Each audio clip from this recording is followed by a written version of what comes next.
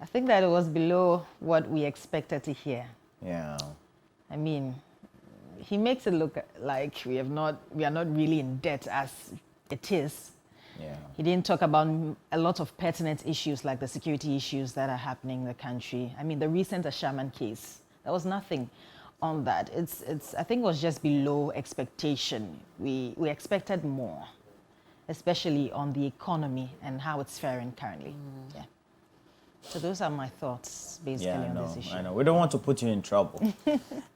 Because it will give you problems. Well, this one. Would it? This one. It I don't think it has any problems. I think every attached. Ghanaian should be given the right to speak up on issues that matter to them. As long as the president is giving us the state of the nation, you should also tell us what your state of the nation is and state of your pockets as well is, and see if it tallies with what the president says. Then we know if we're really making progress or not. So it's fine. Right. Speak your mind, my dear. We all have to. We all have to. At a point, we all have to. I particularly think that the president's posture is one that is semblance of one who seems not to acknowledge the difficulties that seems to be facing the various segments of our population. We have a population where the Ghana Statistical Service is telling us that is growing at a rate of some 2.1%. All right? And then the bulk of the population are youthful. Yeah. And a youthful population of every country is supposed to be productive. And if you have your productive age population driving Ubers, I'm not saying driving Uber is bad. I'm not saying that, I'm talking about people being underutilized, underemployed. Right.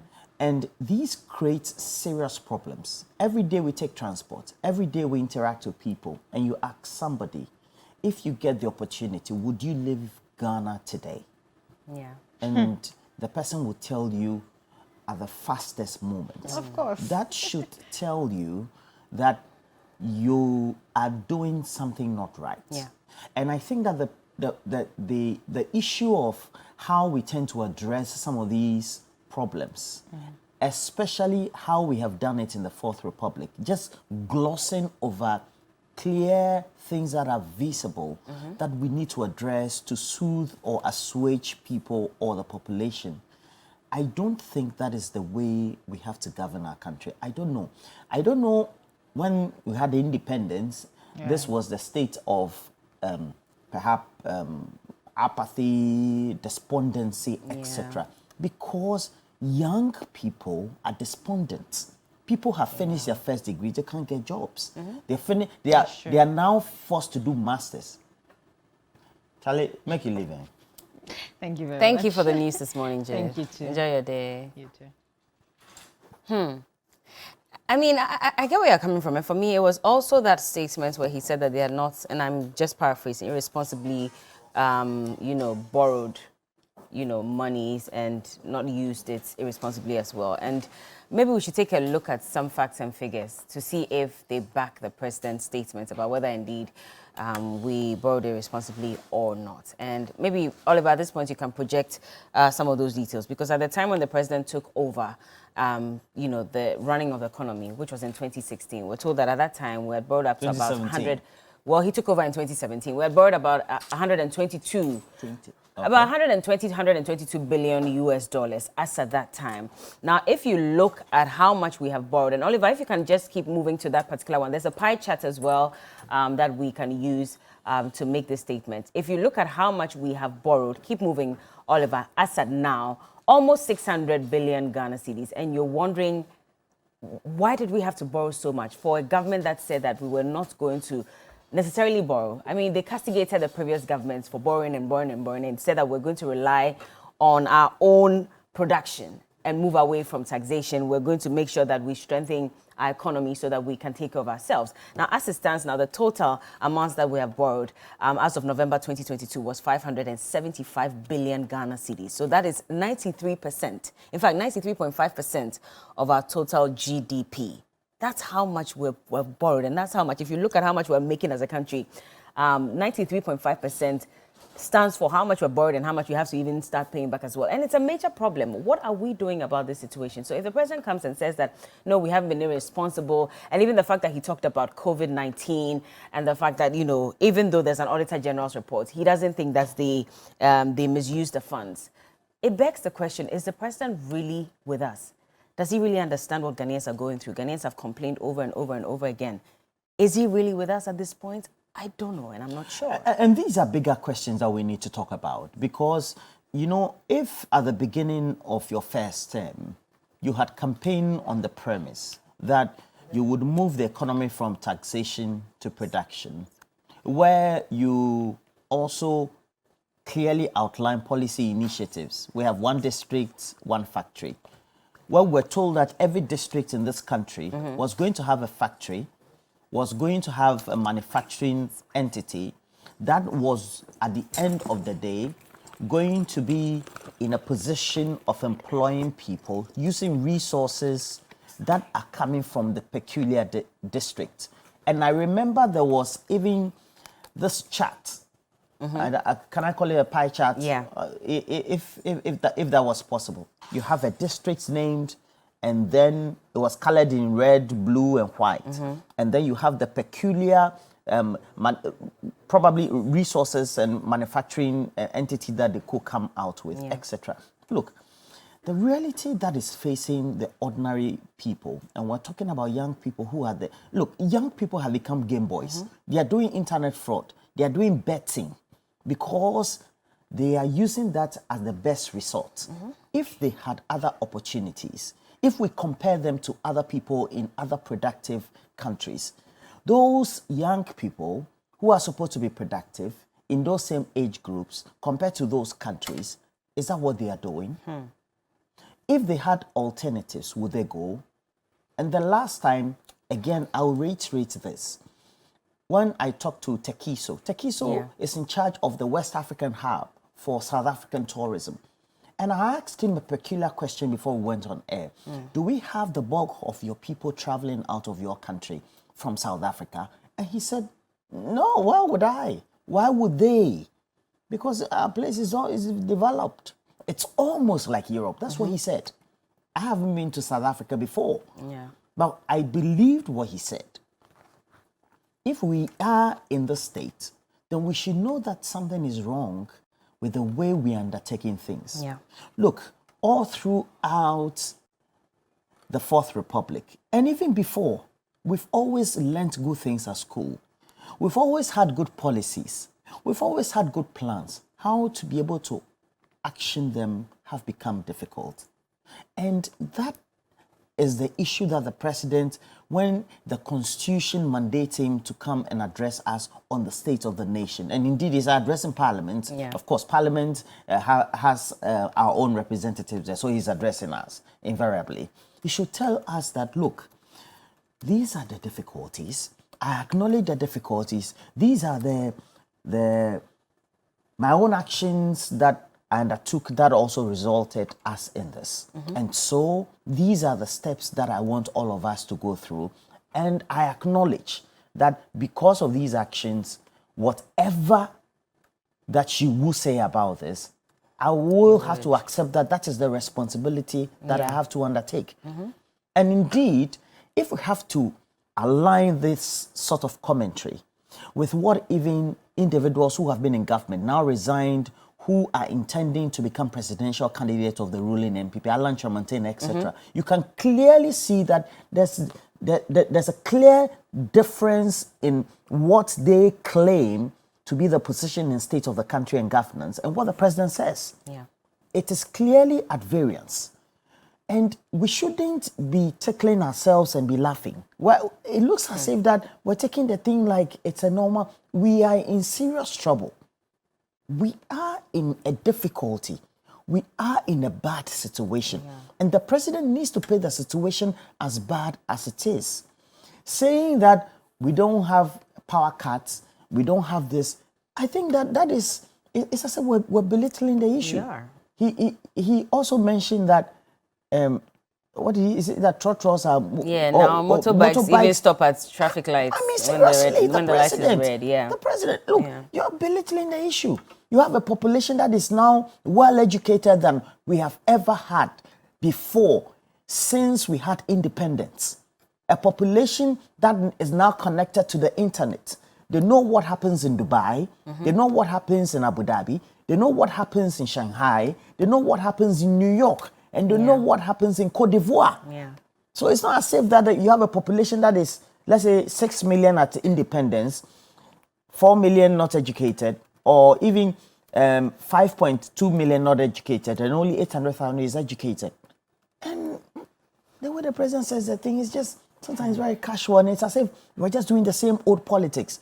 Something has got to change. Something has If to. we have young people who are unemployed, underemployed, people are going for masters because they are bored. They're bored, yeah. They are doing nothing. There are no jobs, exactly. They are driving taxis. They're driving Ubers. The taxis are for those of us who are here, not educated, and so, or not getting better jobs. So when we migrate, then we go and drive taxis. But if in your own country you're having this, so who do we compare ourselves with? Who do we compare with? Do we compare with Cote d'Ivoire? Do we compare with Burkina Faso, Niger, Mauritania, South Africa? Which country? Seriously? Yes, I was listening to Stephen Amoa, and he was saying that it would be wrong to compare us to another country when we're doing this analysis because the factors that have led to where they are today is totally different from us. But at the same time, we all face COVID-19.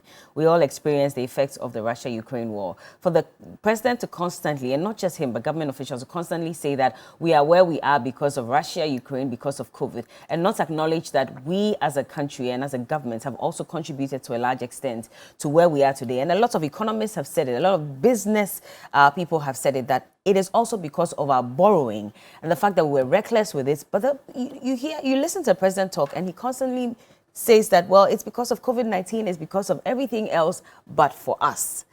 It's never, accepting the blame that we have also contributed. And that's a major problem, because if we don't acknowledge this problem, in order to solve a situation, you should even acknowledge the problem first of all. If you're not fully acknowledging it, then we're not going anywhere as a country. Yeah. And we're going to be here for a very long time. Look at the debt situation that you enumerated. We have a debt situation of 575 billion. Yes. And that was at November. Yes. By this time, It's probably I shall say gone up, go up. almost 600, yeah. And we have to be realistic with ourselves.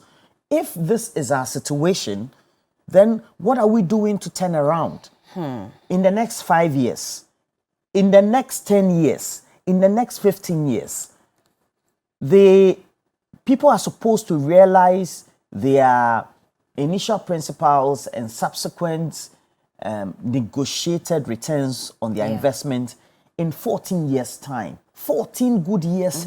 That is when you're going to get your principals and your renegotiated returns back. 14 years' time. How old would I be in 14 years' time? If somebody went on pension today, 60, and will have to recoup all his investments in an instrument today in 14 years, that person will be 74 years in 14 years. Look, why we, Charlie, it's like, sometimes when, and on the private, you have people, they'll tell you, Charlie, It's bad. yeah. It's bad. They are good policies. If perhaps we had even done better, there are some of them that we could have stood down after first term, etc., to see that, look, Charlie, it looks like this one is taking too much money. Yeah. We have some good policies. We do. We want to educate people, so we have free SHS. Yeah, good one. We want to say that every community or district needs to have a factory. Have we implemented? So we need to properly do the introspection. Let's do our own peer review and say that when we said we were going to do this, we started these policy initiatives. These are the advantages, what we have achieved, and it looks like this is what we have to sacrifice. Yeah. And this is what we have to continue with. It doesn't look good. Right now, it's like it's every individual for himself. And so if you're able to get enough, then you're cool. But no, what about somebody who can't get to the closest people in power? What do they do?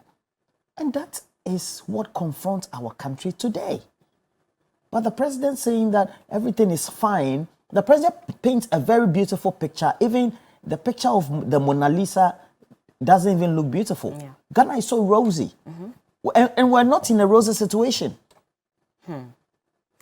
We're not.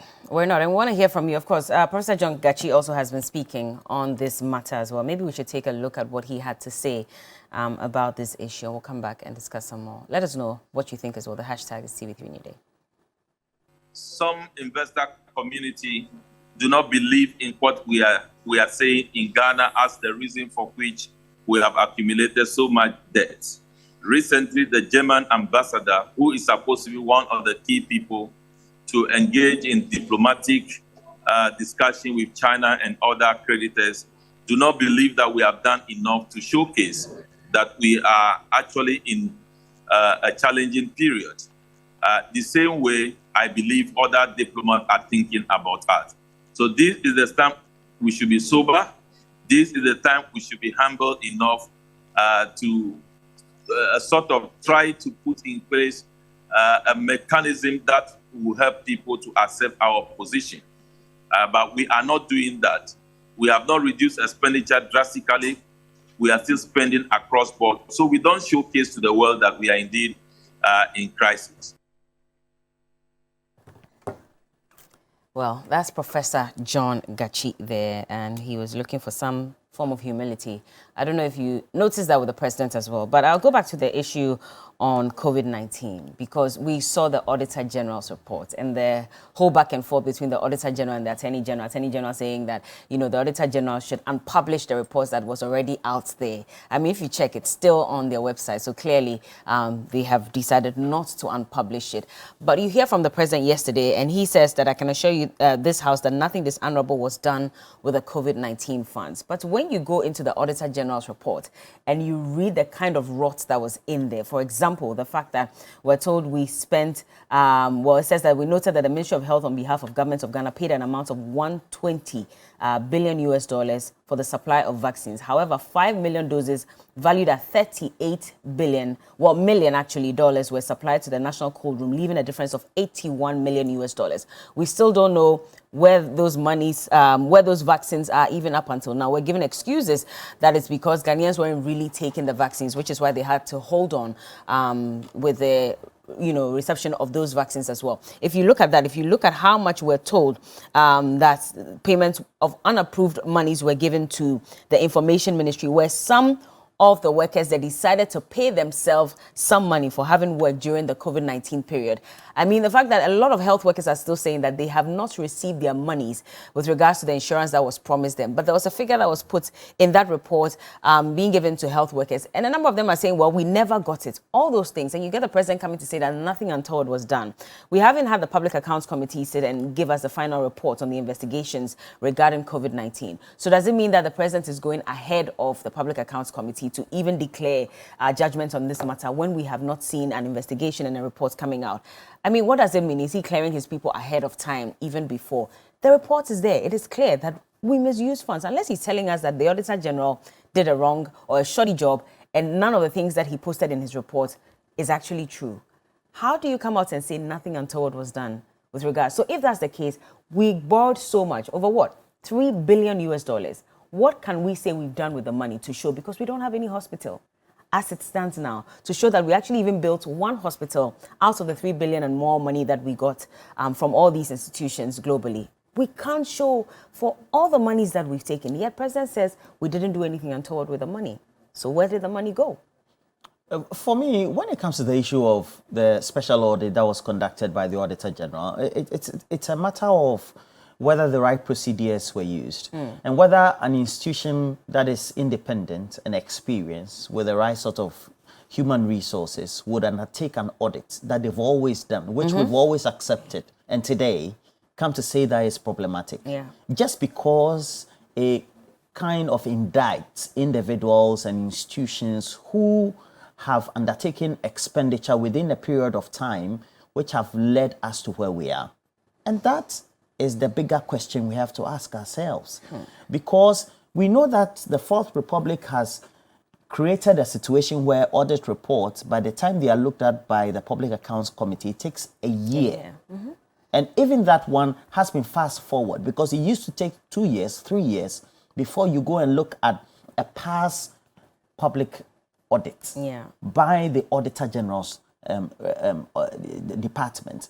Now we've come to the position where we have a special audit that was at the behest or at the request of entities and individuals and the minority, etc. Look, we are here and we've been in a situation where we were told by those who watch the economic space, finance, those in academia, those in the corporate world, etc., that we should look at the state of our debt. The debt is problematic. The way the finance minister is calculating the debt, he was under-reporting some figures. They said, no, that's the best method. Nobody says that that method is wrong. All they said at the time was that that way of reporting your public debt gives a wrong indication as to what the real actuals are in terms of if you net off. Now, we've come to a point where expenditures have been made. There are procedures to undertake an audit. I've gone through an audit as a worker before, as a manager before. And when you are audited, you are given an opportunity for a conference with the auditor as an auditee.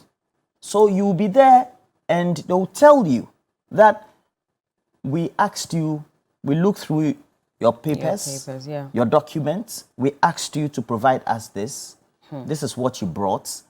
You were supposed to give this invoice. We noticed that you underreported. We also noticed that you over-invoiced. We also noticed that you couldn't provide you this expenditure you undertook was wrong, was in flagrant disregard of your own procurement rules, etc. And these were what were contained in the report. It's a very simple thing. And the good thing is that, as for us, it is not like a corporate entity like maybe Media General where somebody will have to come and inquire. We have the Public Financial Management Act. We have the PPA Act that is also available. So they are public documents. So when you go against them, people can interpret, infer, and make conclusions and make determinations to strike out the averages and see whether people you have put in position of responsibility or authority have undertaken work for the public good. What we have spent during, we were given free water, free electricity, free meals, and later we were made to pay. We are still paying. Indeed, when you go to the Accra Mall and you go and buy, I'm using Accra Mall as an example because it's everywhere though, and you look at what you pay by way of taxes, you still have COVID levy there. So what are we talking about? And to go public to make such statements clearly seems to be undermining the powers of the Auditor General. What precedent are we setting for maybe a government that will come in the future? And the future is tomorrow. Charlie. Let's bite. Johnny's ready. It's time for Johnny's Bites.